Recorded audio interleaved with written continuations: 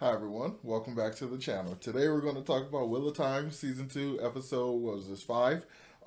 That was really good. Alright, so this video is going to have spoilers for the entire episode, as well as probably some book spoilers. So if you haven't read the book, then be careful about the spoilers. But yeah, so with that being said, make sure you hit the like button, subscribe to the channel if you haven't done so already, and let's begin.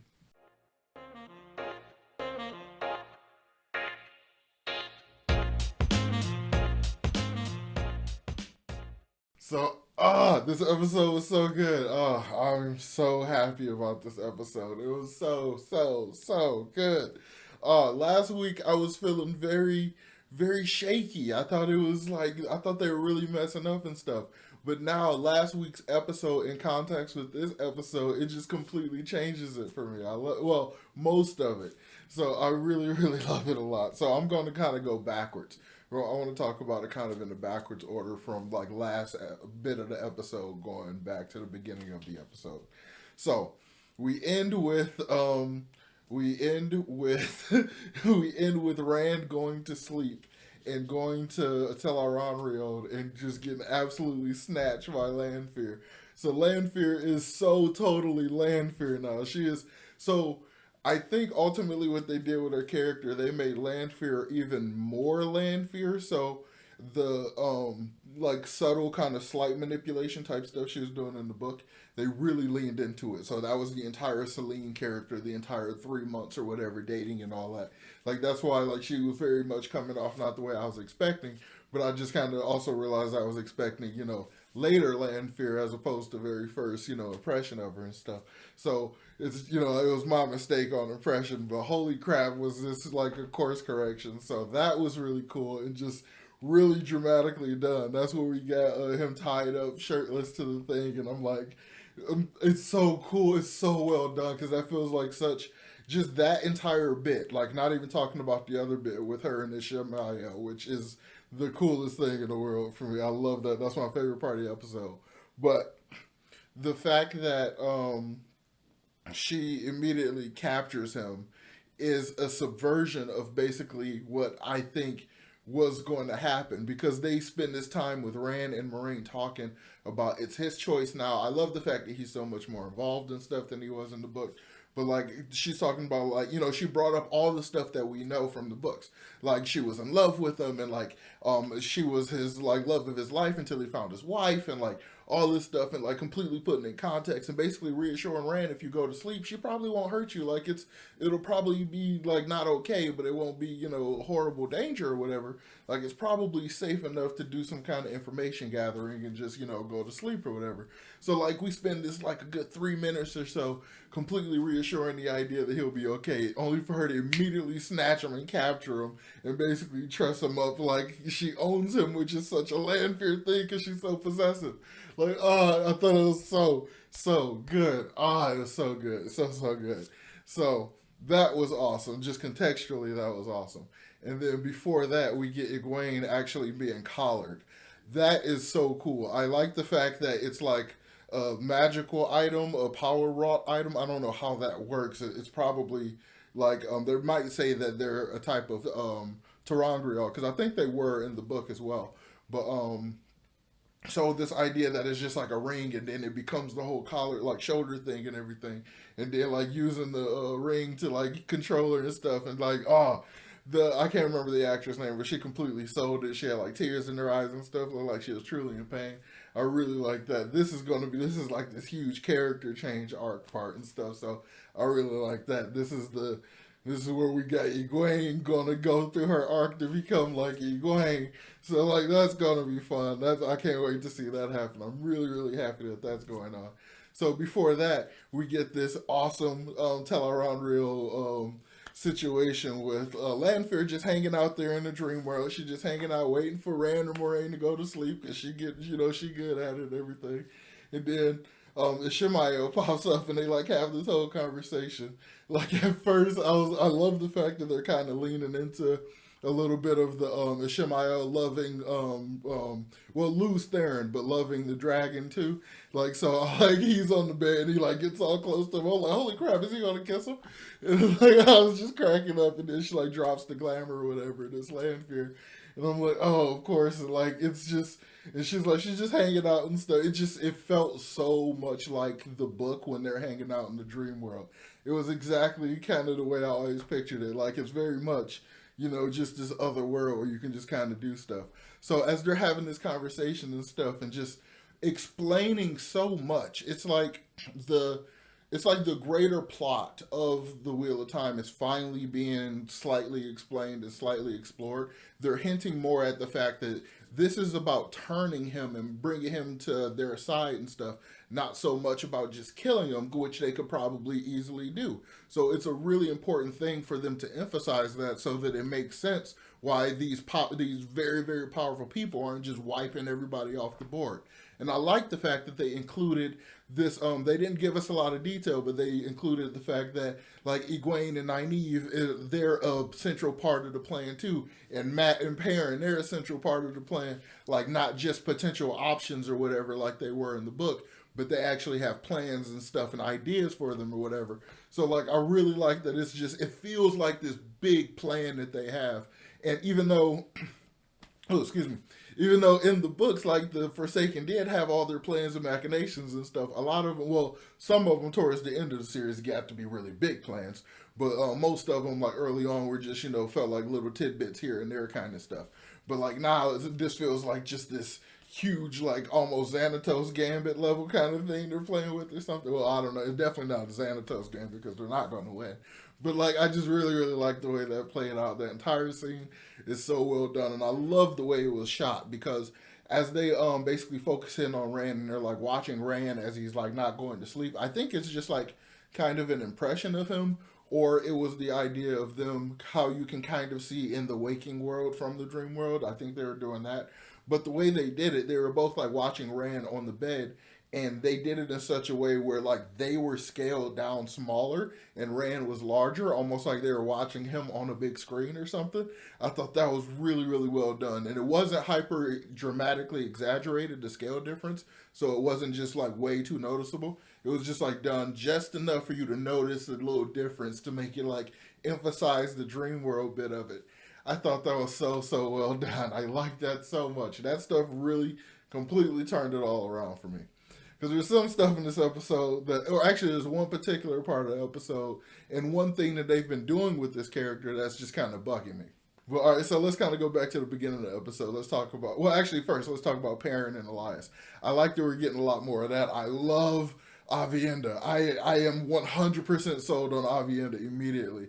The actress they got, she is so cute, but she is so deadly, and she's also got like this humor to her in a way that Avienda in the book to me didn't have, and she did it like when we started to get a lot more of the Aiel like joking on Rand and stuff like that. Like we got a little bit of it there, but overall because she was so fish out of water, we didn't really get a lot of that because there was a lot of just confusion. But her like kind of banter and stuff with Perrin, it just played so well, and the actress has like a really bright smile and stuff. Like I just she's so cute. I like her. I like her a lot. I like the immediate like just full personality we get so far. It's interesting. The three, important, well, all of the characters are important, but these particular three characters, we have this huge immediate expression and understanding of their personalities. Min has a very clear distinct personality that we can see, and then Elaine has a very distinct clear very bright personality that we can see. And the immediate first impression of Avienda has an immediate, like we see a full impression of the personality. At least that's my take on it. Like we get a full like immediate grasp of this character, and I think that's really interesting that they're able to kind of capture that and make them very distinct and very very interesting. I really really like that. I can't wait to see more. And so the fight with the White Cloaks and Avienda and Perrin, I'm like, he has this hammer, and that's clearly a hint. Like that's like he has like a blacksmith hammer, and like that's clearly a hint to like his future. But like the axe that the White Cloak had, I'm like, okay, that's a beautiful axe. I'm like, That's a beautiful war axe. So like we need to just take that like before Avienda was going to kill it, which is interesting because I don't remember the names particularly of that character in that story arc for Perrin, but I assumed this was going to be that, where that happens and it leads to the entire thing. It seems like maybe they changed that and that's not going to happen, or maybe I think it's the other way around though. I think instead of it being the son, I think it was the dad. So maybe it's going to come back around or something. I don't know, but it might be a change. It might be just like a push off kind of thing. But I don't know so far. But I really like that fight. I like this entire kind of setup. I really liked Avienda. I liked the introduction. I just like how it all worked. I thought it was really really fun, and this stuff with Elias. So before Elias, before they kind of split off, before Perrin and Elias split off, they're like talking more and stuff about the never being alone because of the wolves and all this kind of stuff, and he's just trying to get Perrin to like really go back and like go help and stuff instead of just going to basically commit suicide running after the Shan Chan. And ironically, he ends up doing that anyway. It's just changed because he's not doing it with Elias and the wolves. But I like this the way Elias is kind of pushing Perrin. It's very much like in the books, and it's very very like needed for his character and stuff. But holy crap, can somebody tell the actor for Elias to blink? Like my God, this man is not blinking, and those bright golden eyes are very very just almost creepy. What you need to blink, my guy. Like Perrin's eyes when they do it, they're clearly CGI, so he has very natural eye reaction. And the other guy, he has contacts because his eyes are golden all the time. So it's like I understand, and contacts aren't great, but like man, somebody needs to say we need you to blink at least a couple times a minute, please, because you look like a dark friend. You look like a dark friend, and like so I just need my guy to blink. That's all. Yeah. But so okay, let's go and finish talking about this episode. Let's wrap up with the White Tower stuff. So we get confirmation that Elida, um, yeah, not Elida, yeah, not Leandra, or is it Leandra? If maybe it's I don't remember. Leandra, I think it's Leandra, the red Aja one that we know, the one with the cheekbones. Like we've been watching her, so we get confirmation she's Black Aja, that she's a dark friend and stuff. So in the earlier part of the episode where she like explicitly lies, I'm like, wait, what? And then like we immediately get confirmation after that. I'm like, okay, that's why she's been lying so much. Like it obviously makes sense. She's Black Aja. So they are doing that other character that I was thinking about that was basically deep cover for a long time. But this reveal feels very early, and it's interesting. I wonder how they're going to play that. Maybe because these three are going to be away from the tower for so long that they're going to still be able to play the character like undercover for a while. But I don't know because we have Varen Sedai shows up, and did they just make Varen basically Cadswain? Cause she coming in and just like ruling the roost. Like she's very and like she makes mention of having been punished and got her punishments and stuff centuries ago. So they are doing the thing where the Aes Sedai who actually look like older women are like centuries old and stuff. So I think that's really cool. But she comes in and basically just runs the table. Like she's so smart and she sees everything. I love her hanging out with her other brown sisters and stuff, and like how they're just like insanely smart with like the girl with the eidetic memory and stuff, and they're up there drinking hooch. Like I think just that entire dynamic, all that stuff is just a lot of fun. And so we get like a name drop of the Black Aja, and I love that they're giving it the like reverence and stuff. And the girl's like very scared. She's like, "Oh my god, it does exist and stuff." Ha, that reminds me of the Eminem Christmas commercial. He does exist. I do exist. I'm sorry. Yeah, but I think that was a lot of fun. Everything about it was just very very well handled. My only issue is this dynamic between our Supergirls. So we get just the kidnapping situation is still a little weird, and also they bring up she's like, you attacked us, you used the one power to attack us, how can you do that?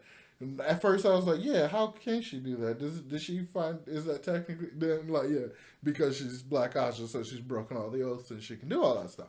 So, like, yeah, that makes sense. But she took them through the ways in order to basically deliver them to the Shan Chan. But she gets this conversation with the Shan Chan and she's basically insulted. So she breaks Nynaeve rope and, like, undoes the sleep spell or whatever they're under, and basically just allows them to like cause a muck. So instead of having all three of them, they end up only getting Egwene because she got caught when they were running away. And ironically, the Nynaeve being able to channel when she's angry or scared, that situation wasn't scary enough for you to channel. Whatever. But so there's this other thing. So after all that stuff happens, everything I thought was really well handled, and then we get this scene where Nynaeve and Elaine are alone, and they're trying to go through, try to sneak around and stuff and not be caught. And this is just a weird, weird thing to me.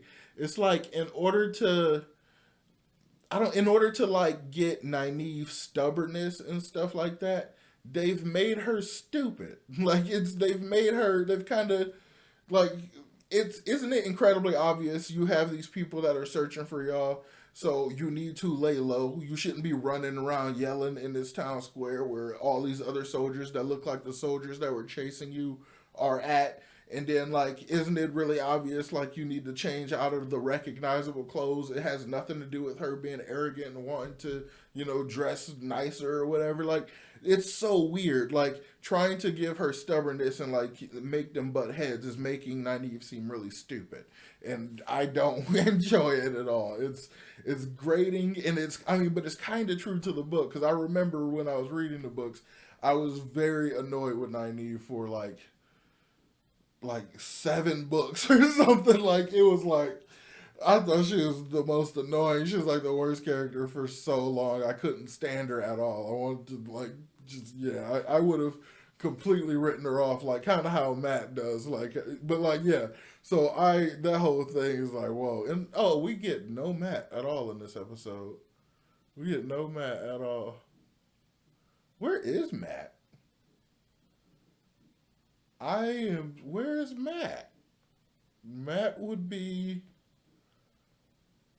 I have no. That's got to be a flaw, or maybe it's just my memory because I've been awake for a long time, and I'm sleepy. So yeah, let's go ahead and wrap this up.